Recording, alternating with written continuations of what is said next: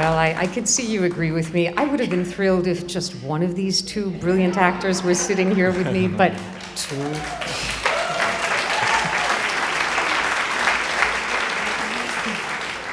We're going to start at the beginning. I've got a question for Patricia Clarkson because I know that this project originated to a great extent with you.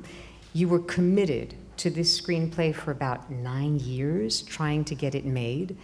And I was wondering, what were the things about this project that not only grabbed you, but enabled you to stay committed for this long a period? I joke that when I first became attached to this project, I was an ingenue.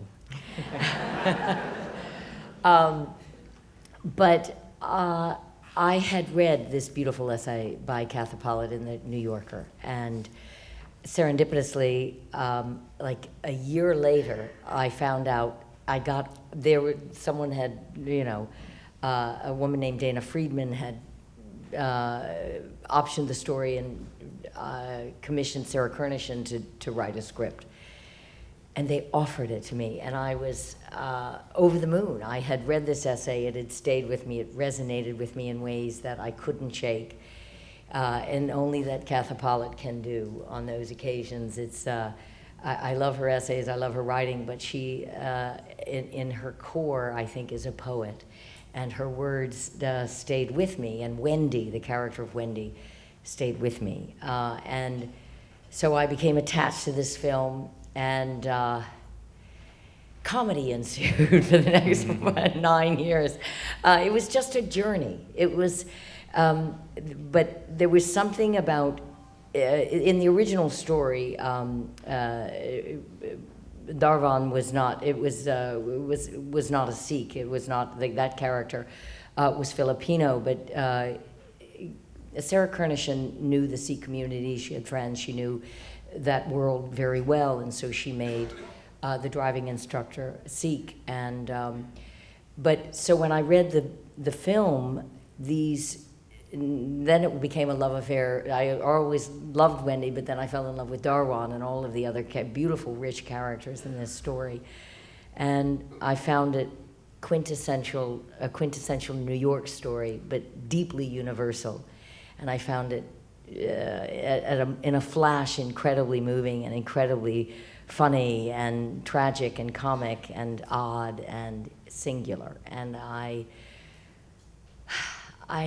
just decided, along with Dana Friedman, that we would never give up. You should see our phone logs, our phone records. There was rarely a day that went by that we were not trying to get this film made. It's a difficult film to get made. It was, as you can see, because it's two middle-aged people in a car. Boy, is that sexy. In a really ratty car.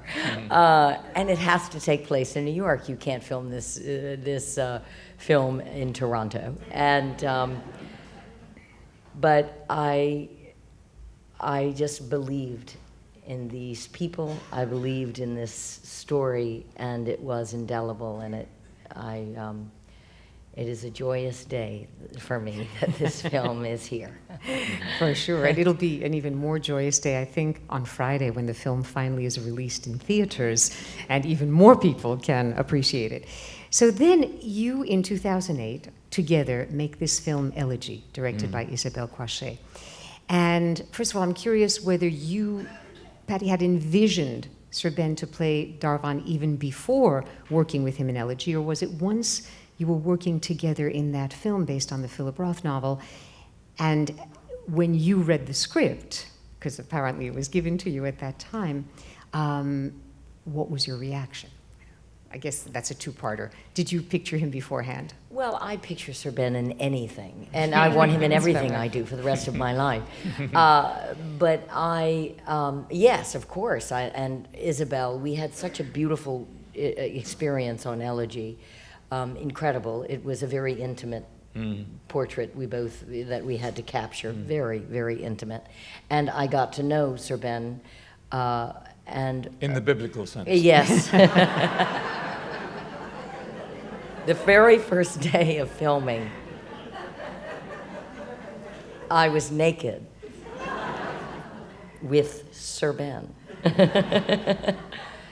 Oh, God, my career. But anyway, so yes, it started then, of course, yes. And I presume it wasn't on the first day that the naked Patty Clarkson gave you the script. It probably came a bit later when you knew each other. But was it the quality of the writing? Was it the notion that you'd work again with this great actress? Was it to some extent that you understood Darvan in a deeper way, partly given your own heritage, which perhaps we'll talk about in a moment, your own background? You, when we were in Berlin, you gave me 3 boxes to tick that I carry around forever. Forgive me if I mangle your quotes, but they were brilliant. You were on the jury. I remember you as being the chairman of the jury. In fact, I was the chairman of the jury, but in my mind, you were the boss. Annette very graciously answered this, addressed herself to the jury, and I remember saying that it was impossible to debate taste. I do remember saying that. And you listed 3 qualities that a film had to possess for you. 1, that it must be life-enhancing. 2, that it must invite and earn its right to be in front of an audience for 2 hours who've paid to sit in a dark room to see it. And the 3rd is that it must be made in a manner utterly appropriate to the material. Not bad? I'm 7 out of 10? I'm overwhelmed that you remember this, and it is well, I correct. mean, the tablet, it's a tablet of stone from Annette. So when I read a script, I always think of your words, and I think, is it possible to achieve these 3 key goals? Certainly with Isabel, absolutely, you know that the film will be made in a style that's utterly appropriate to the material. And I do remember from my experience in Elegy, in which our relationship disintegrates, so it's almost in reverse, that you see our relationship blossom in Learning to Drive, that in Elegy, that because she operates the camera, as I know Patricia will expound, and is a female director par excellence, she manages to discover a level of male vulnerability that very few male actors can access. Martin Scorsese is one of them who can, but very often they film a male stereotype. They don't find the vulnerable archetype. And both Darvan Singh and Kapesh are vulnerable men, struggling with things that are slightly out of their control. Both have issues with intimacy.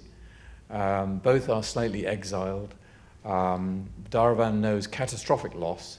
So I knew that Isabel would film a side of me that I love as an actor to offer to the camera, and she will never, never, never miss a thing that you offer the camera. Of course, the duet that we have to dance and sing together, I knew would be so perfect because of our previous work. So it was an absolute joy to receive her script and to tick your boxes, if I may put it that way. I rarely blush on stage, but I'm doing it now. You mention that she's a great female director, and I'm perhaps even more than most people in this room, I'm terribly aware of the dangers of ascribing, male director, female director, and yet I'm going to hazard a suggestion that on this film, because I know that the story was written by a woman, the screenplay by another woman, director is a woman, the producer, Dana Friedman, the editor, the great Thelma Schoonmaker, who has edited most of Martin Scorsese's films, among others, also another. It seemed to me that there was a particular, could I call it female energy, that was even more conducive to this particular story being told? Maybe I'm on dangerous ground here, I don't know. A compassionate No, energy, I think. I do think there is a certain, last night at the premiere, as I stood there and took a picture with Thelma and Sarah and Katha and myself and Isabel Crochet, I thought, this is a moment. This is a rare moment in our business. Right. It doesn't mean that we made the film better, because we needed, men are another extraordinary producer of ours. We needed Gabriel Hammond and Daniel Hammond. They were the gods that came from heaven and loved this film and wrote the check and became these extraordinary producers on the film. These young men who could have made any film they wanted as their first film, starting a new production company. And these young men chose to make this beautiful film about two middle-aged people in a sweaty, horrible car. I mean, I said, don't you want to make a movie with like Mark Wahlberg and models and hot people?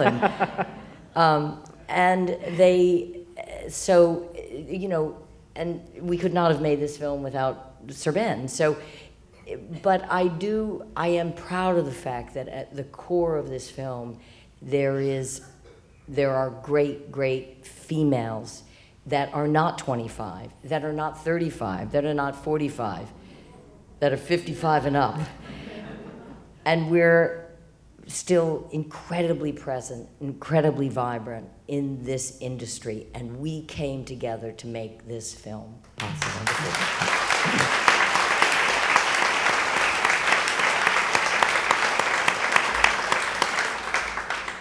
I think it's a film that also has great compassion and understanding for secondary characters. I mean, I was aware, Sarita Choudhury, who plays Jasleen, the wife, you may have noticed, I don't know, some of you, in the clip from High Art, the very first clip, she's in the background. She's Joan. I mean, she and Patty Clarkson go way back. We go way back, yes. Many boyfriends back, yes.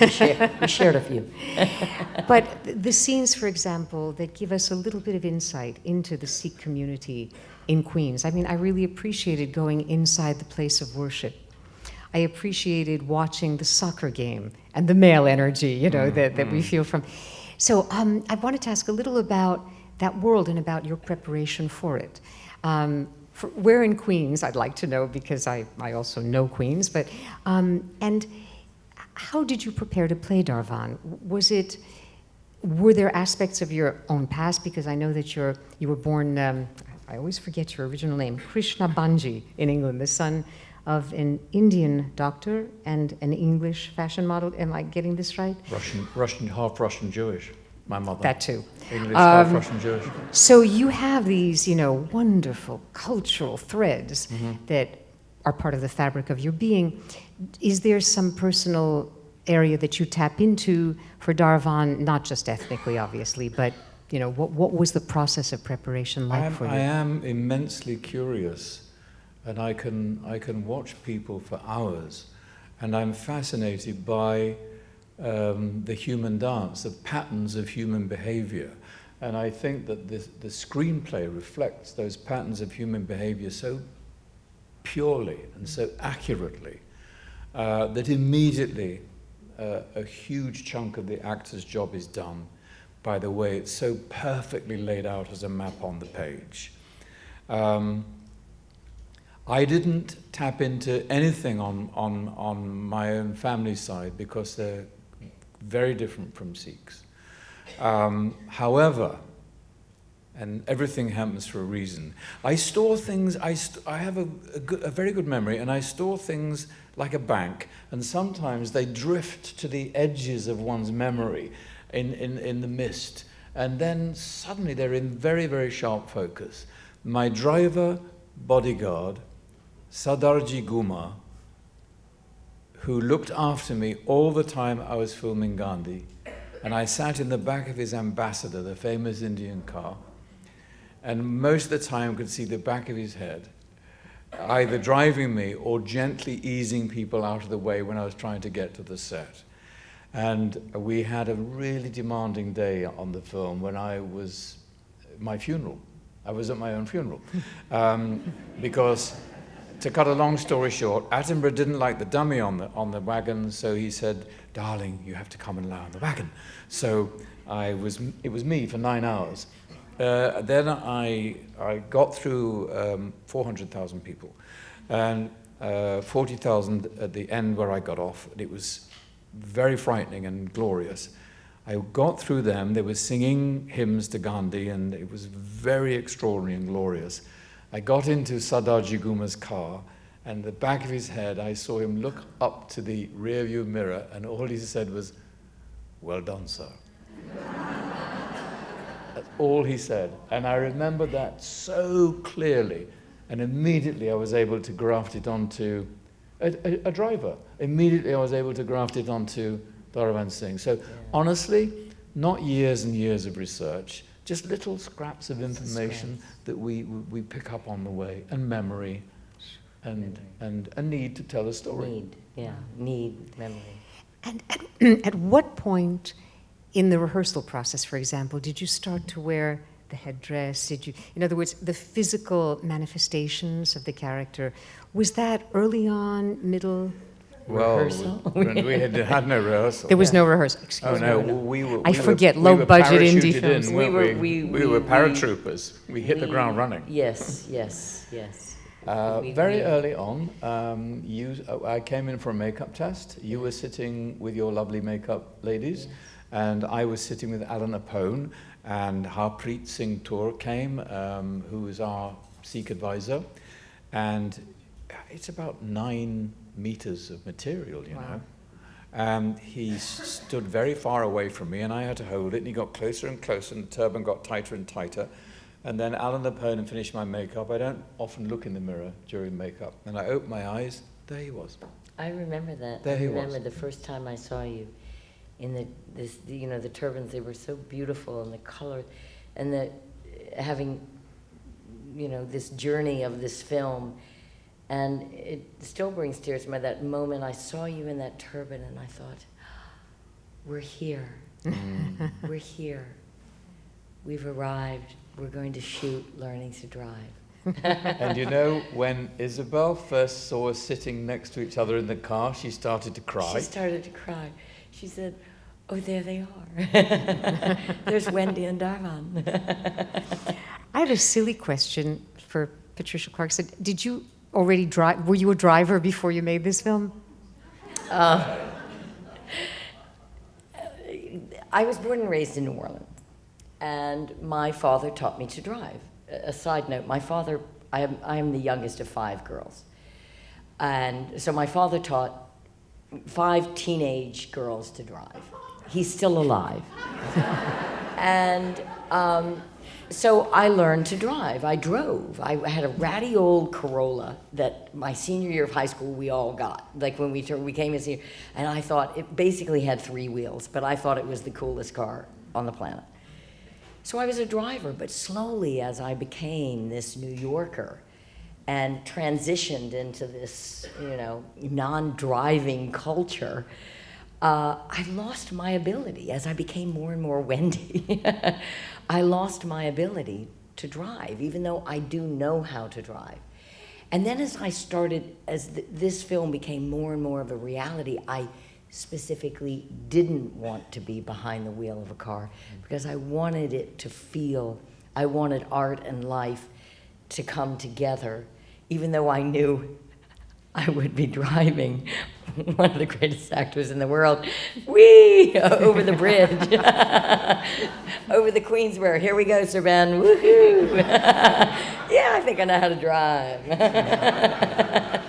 Hold on, baby.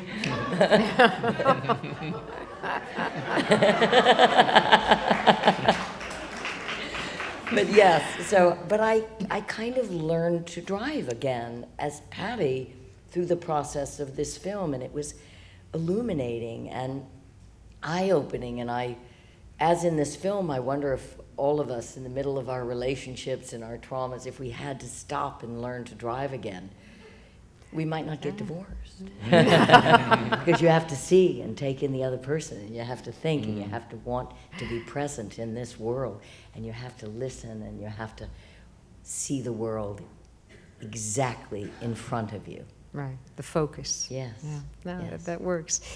And another question about your character, because in the film, it's a bit cryptic. We don't get the full backstory of Darvan Singh. We know that he was imprisoned for being a Sikh, but we don't really know that much more. Did you create more of a history for the character than what we see? A little. From friends who were in Delhi when it got really dangerous, and the car was occasionally surrounded, and someone would bash their head through a window and say, "Are there any Sikhs in this car?" Very, very frightening. My dear friend Roshan Seth told me this story, who played Nehru in our film. So that kind of violence I was aware of, because I say this advisedly, but because the Indians are so basically pacific, they have no science of violence. So once it's unleashed, they don't know how to stop it. It's a strange irony and a paradox, but they are not by nature violent. So they have no science of it, so they can't control it. As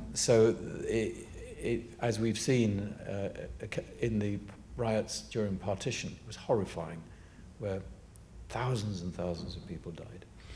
And the other bit of my backstory was obviously prompted by Patricia, by Wendy, who mentioned a book of poems. And of course, I decided that he was an English literature professor in India. I love that, because in Elegy you played a Columbia University novelist and literature professor, so there's another nice continuity as far as I can tell. There were so many moments in the film that I found beautiful, and I wasn't sure if it was because you were being extremely faithful to the script as written, or whether there were things that developed, maybe improvised while you were making it. For example, I find it very moving, the touching of the face. In other words, at one point, the line, "What you miss most about your husband is the touching of the face," and then the way that the face is touched at what might be the last lesson. And for me, the sense of a hopeful ending for Darvan and Jasleen, because he touches her face at the end. Is that something that was in the script, or was it developed? Because then I give even more credit, to the screenwriter, because these were not verbal things necessarily, but they really tied the film together. We were quite loyal to the script. It's beautifully written. It's a beautifully crafted script, and there were a few here and there moments of improvisation. The tantric sex scenes. Oh my God, my old-fashioned Southern father. I can't wait till he sees this film. There were moments within this film, of course, that were slightly improv here and there, but we were very on the script. We were very on the script. We were very dedicated to the beauty of these words, and I'm happy about that, because I think there was no need for improvisation for most of this script. I think had we improvised or been tempted to, it would have signaled that we wished to blur our boundaries. And the wonderful thing about working with Patricia, and I hope she with me, is that we actually stayed in our bubble until we couldn't stay in it any longer. And that really paid off, didn't it? We really get on. He's a wonderful, extraordinary man, and we're friends. But when we were shooting, we really kept our separate worlds. Very separate. We were a little bit method in that, to that degree, and so we stayed in our worlds. It was a good choice. It was important, So we didn't. We could keep a very pronounced line between us, so that we could keep the integrity of the script and these characters. And I think had we gotten loosey-goosey, we would have blurred. Would have blurred it. No, no, absolutely. And I remember the first time that I watched the film, which was quite a few weeks ago, I got a little fearful about 2/3 of the way through, thinking, you know, a traditional American film, oh, these two are going to end up as lovers. I mean, they will end up being for each other what, you know, most of us in the audience kind of yearn for when we see two very different people at the beginning of the film. And at the end, I had this sense of relief in the intelligence and the sort of wisdom of how the entire thing was really about a relationship that didn't have to be defined And by a romantic. profound friendship. Exactly. At the end of the day, this is a very adult and beautiful friendship, a remarkable friendship that for a moment within the script, the line gets blurred. But I think at the end of the day, what I love about this story is that it is about a man and a woman who give these extraordinary gifts to one another and without the physical. Right. And also the gifts they give to one another extend beyond them, because Jasleen becomes the beneficiary of what is learned. And also even the daughter, Tasha. I mean, and by the way, you know, I suspect that some of you know, if not all of you, that Grace Gummer, who plays the daughter, is in real life the daughter of Meryl Streep, one of the two who we are seeing so much these days because they're extremely talented, having obviously inherited more than their mother's genetic perfections, whatever. And the scenes with her suggest that somehow she is providing you with a reason to learn to drive. Yes. And then you are going to provide her with something more as a result. Yes, definitely. Yeah, that's a great thing. I do want to ask a few questions about some of the other work because we showed clips earlier. To be honest, I'm always in awe of your work, but one of the reasons is lately I've seen you play more different kinds of characters, not just ethnically, but in more different kinds of films. And in fact, some of the critics have remarked upon this. I can't... I'll just stick my fingers in my ears if you're going to read. No. Is that okay? No. It's just one line from a critic because I particularly... Well, I'll mention this. I had seen you in Exodus, Gods and Kings, because I ended up moderating a Q&A with the stars of that film, but you weren't there. And then immediately after that, saw you in Night at the Museum 3. So, you know, going from playing an Israelite elder to a pharaoh. So this was when Scott Fundus wrote in Variety, what the PC anti-Exodus brigade will make of the fact that the British Indian Kingsley, cast as an Israelite elder in that movie, plays a pharaoh here is anyone's guess. And fortunately, nobody made a big deal of it, but I was aware that you were being cast in a lot of different things. We watched, Mark and I, The Last Legion with Colin Firth, where you played a very different kind, a sort of warrior of the spirit.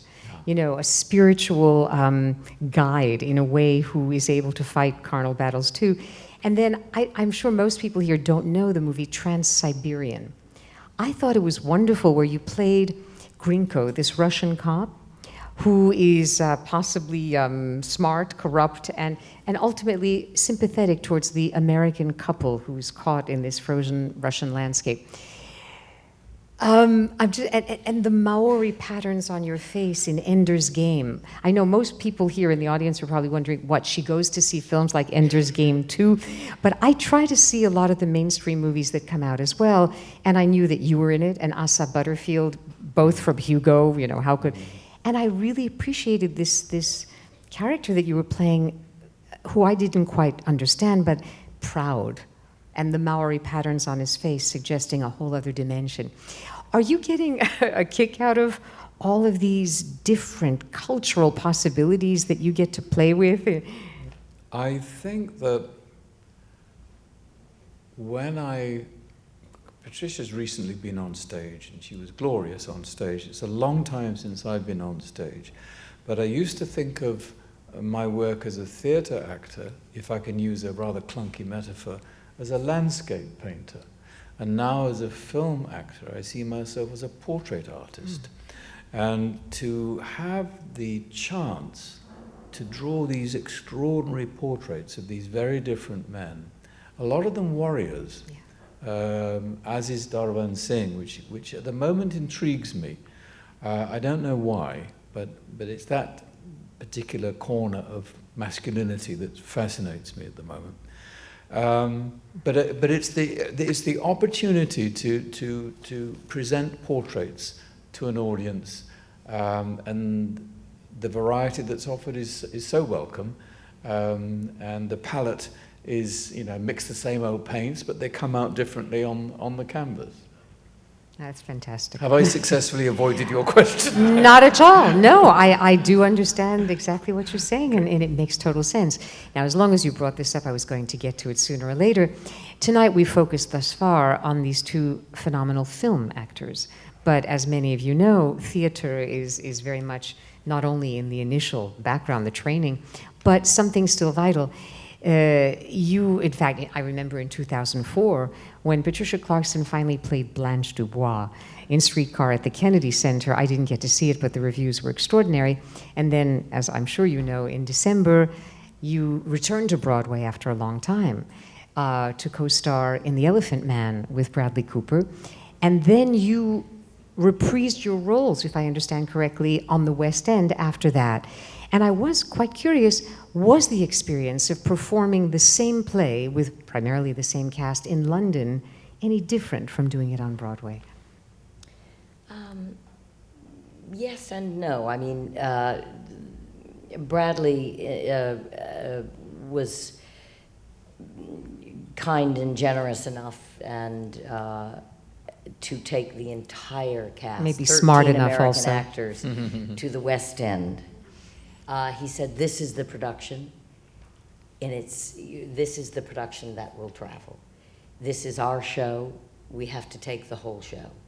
And I was thrilled.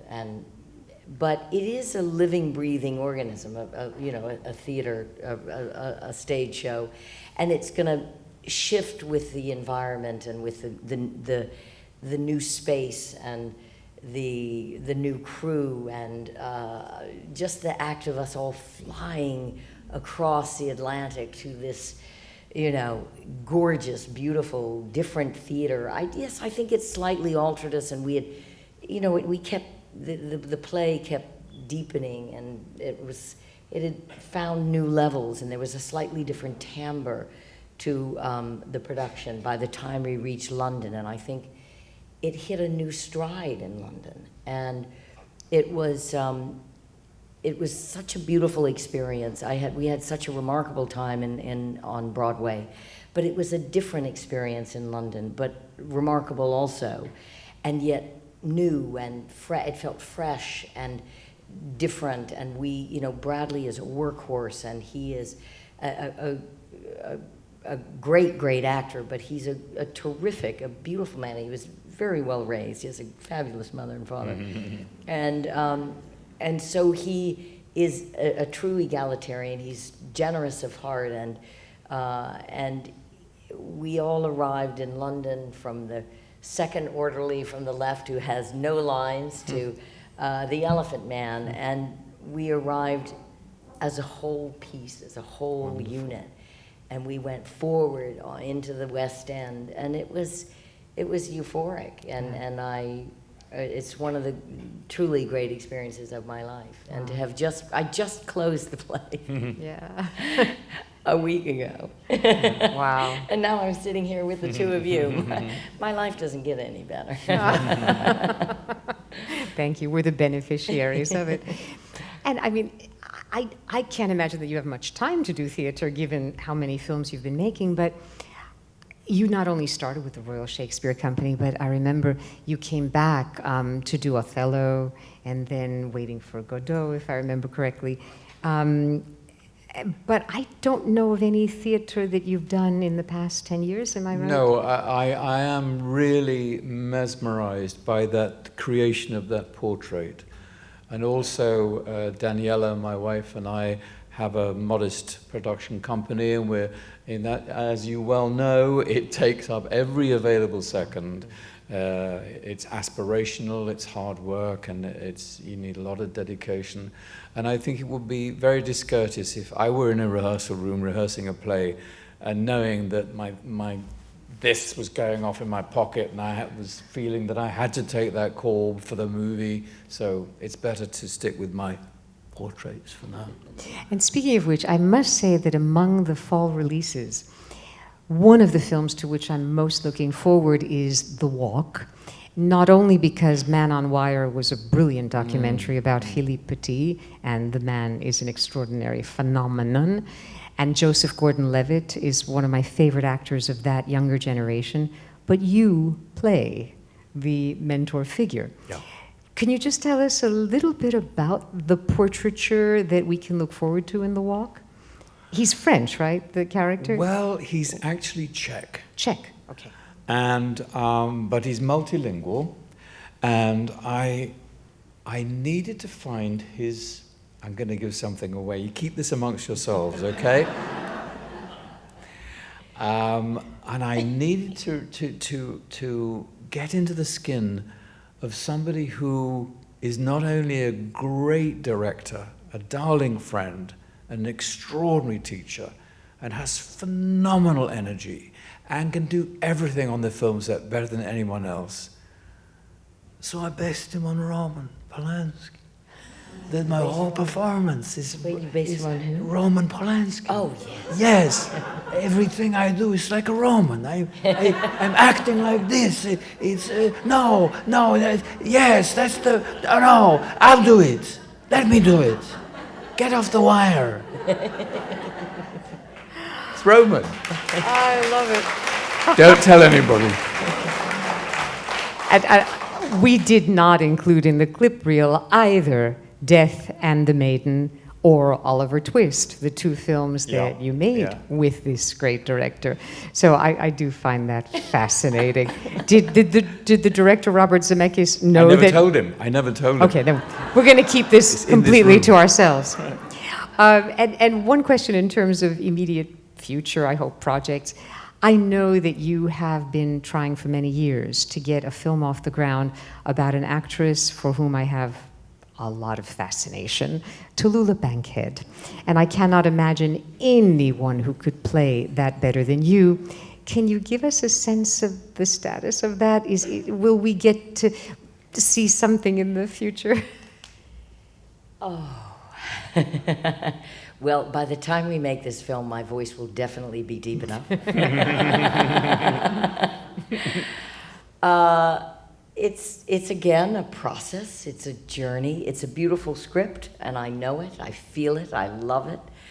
I will get this film made.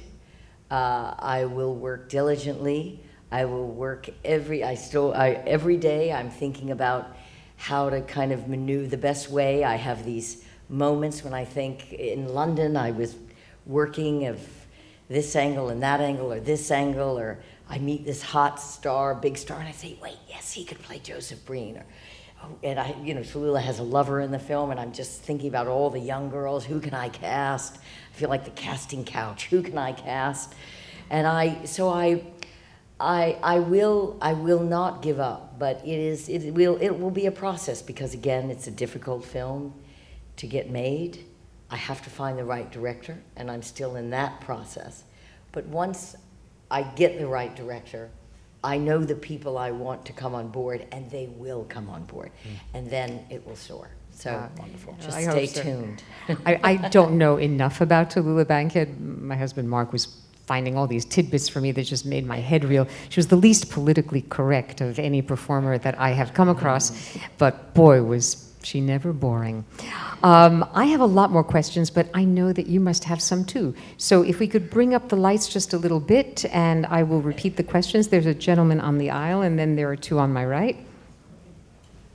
Ms. Clarkson, first I want to say I think you were the best Blanche Dubois that I've seen on stage. I think you were the best Blanche Dubois I've ever seen on stage. Thank you. I also remember how great you were as Hedda Gabler. Oh. And as Hedda Gabler. I know you from before. I know this. It's amazing to see you. It's wonderful to see you. Thank you. Since you mentioned you didn't have much rehearsal time when you were making the film, did your training as a theater actress help you to develop your character without the rehearsal?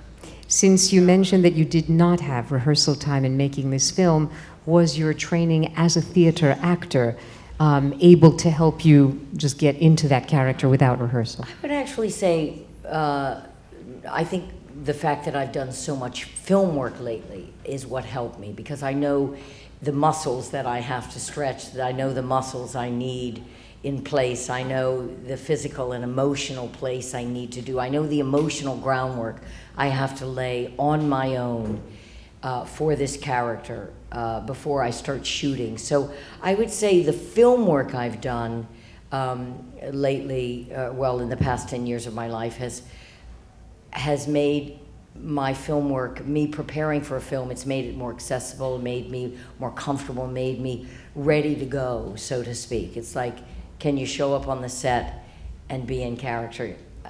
Yes, I can. Good. There was, well, first the woman here and then the gentleman right behind.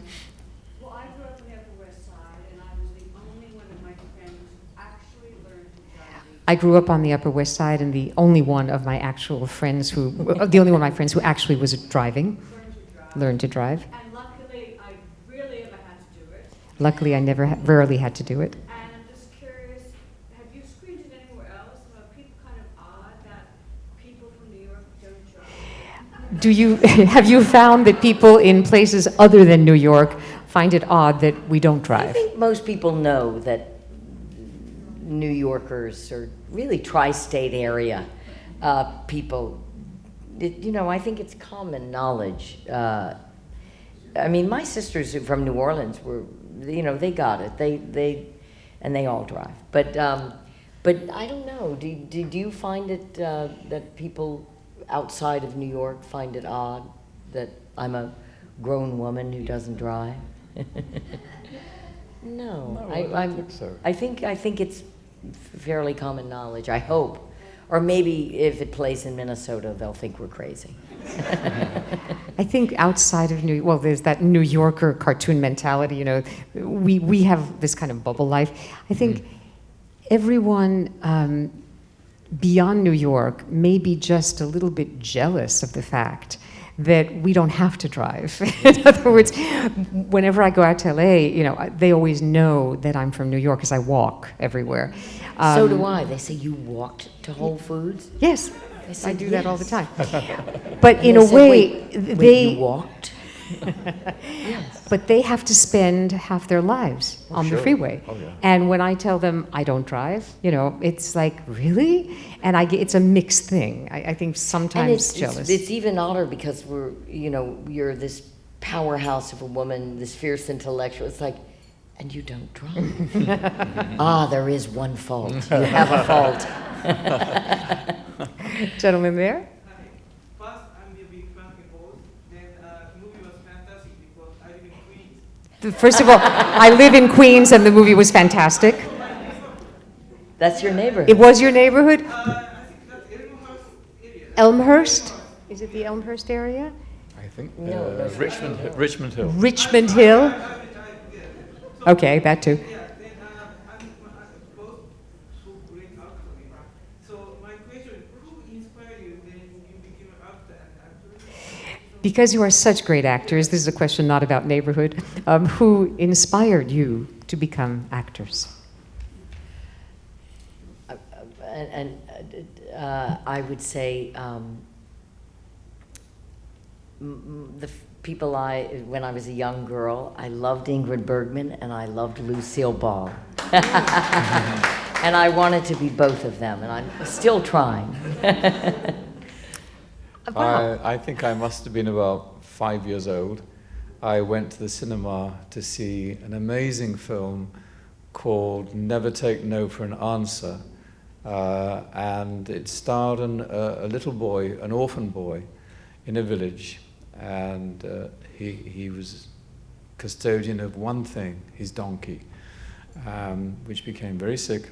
And he had to go all the way to the Vatican, all by himself, to get a piece of paper from the Holy Father to bring back to his village to demolish the wall to let his donkey in. I can hardly tell you the story without crying. I was deeply moved by the film and identified totally with the little boy on the screen, and that is when I decided to be an actor.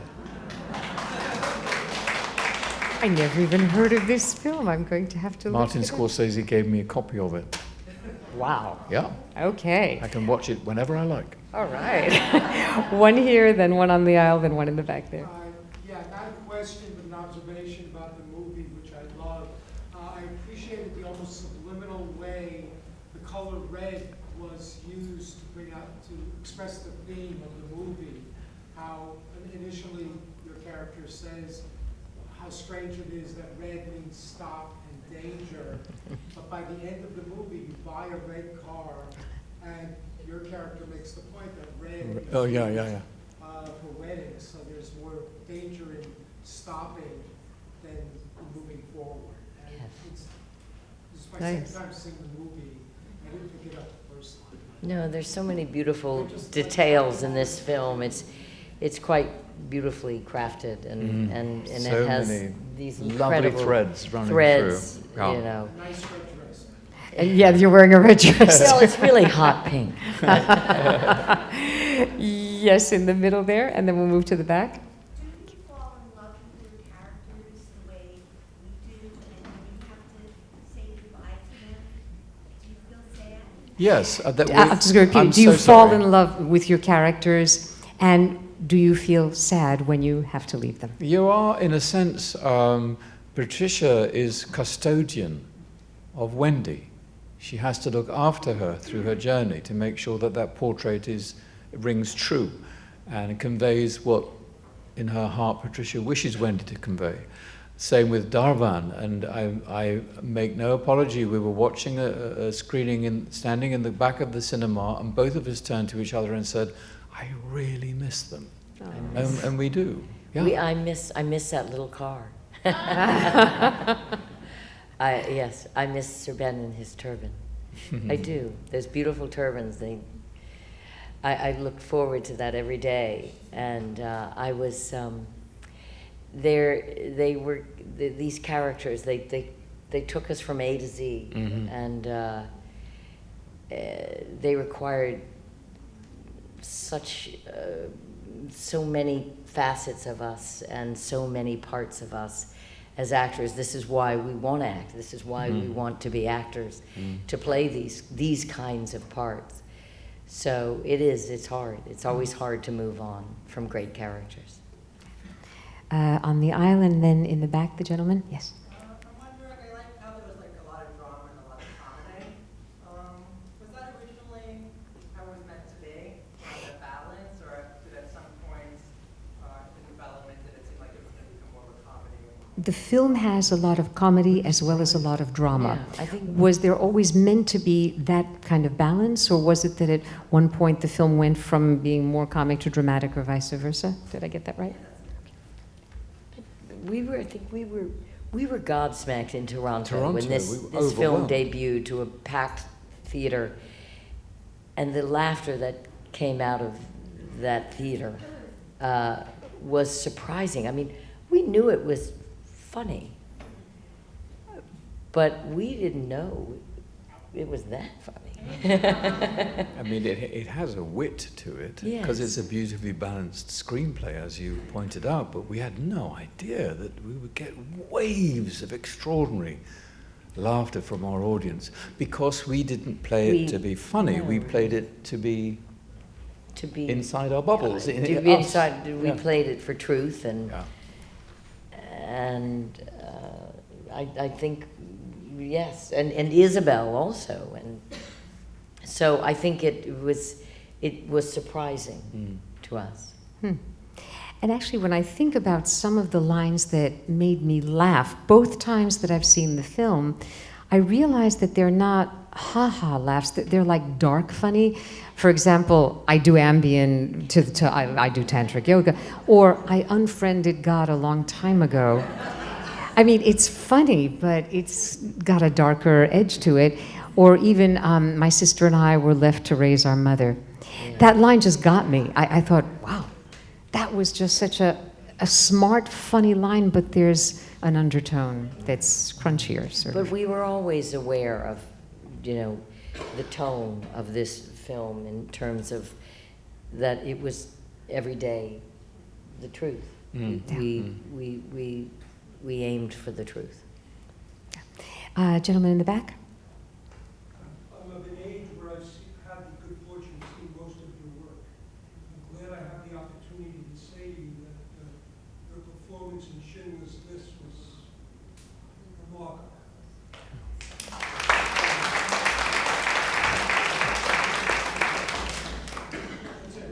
That's it. Okay. Beautiful. Thank you. We have time, I think, for one more. Yes. Whatever works, I thought the transformation from your character of Southern Belle to aging Beaton was one of the most extraordinary things. I love films where things change in the middle. Yeah. You think it's one and then it's something else. Can you talk a little bit about how you did that? The question is about the Woody Allen film, Whatever Works.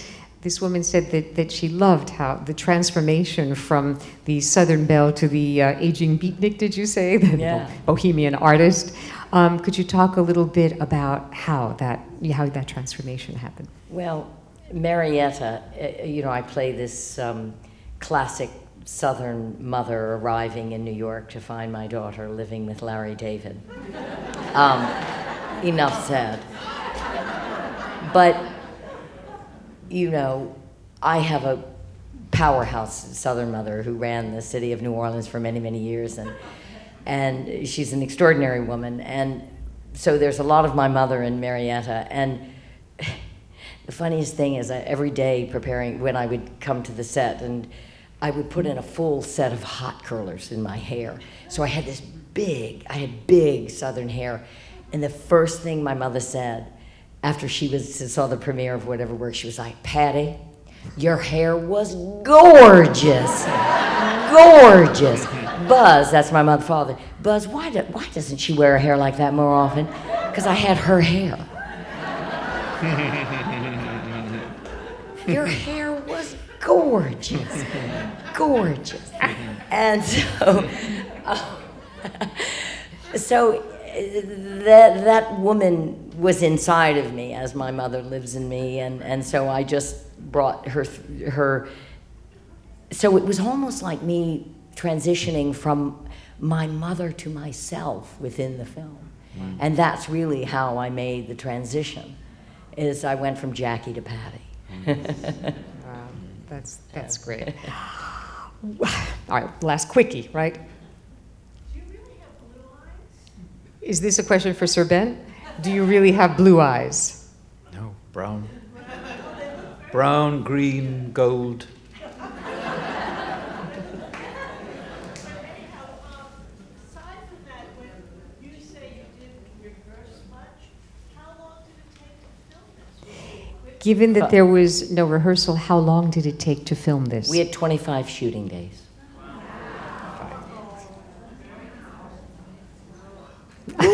Well, yeah. Now, and by the way, we didn't even have time to talk about the comparison between the independent films that both of these actors have been doing and the mainstream studio films. I didn't even mention that you're in The Maze Runner, for example. And I'm not even sure, I'm very interested in the upcoming film Brooklyn Bridge, where I gather you play the character, Doug McGrath's film, is that you're going to be doing, is that correct? I may be doing it. It's not. Okay. It's not official yet. Because I read sometimes about the upcoming projects, and I'm sometimes wondering, will this be a slightly bigger budget mainstream film? Will this be a lower budget indie film? And then I realize it doesn't matter. It matters to the people making it because they'll have less time or more time for rehearsal, less money or more money to do certain things they need to do. But I think the film we've just watched is a perfect example of how passion and talent are really the key things that count. That if actors can become committed to a really smart script and an obviously really sensitive director, and then to get a great company like Broad Green to come in and nurture it so that on Friday it can come out at the Angelica and the Lincoln Square, that's what we need to be grateful for. And I thank these two wonderful actors for joining us. Thank you.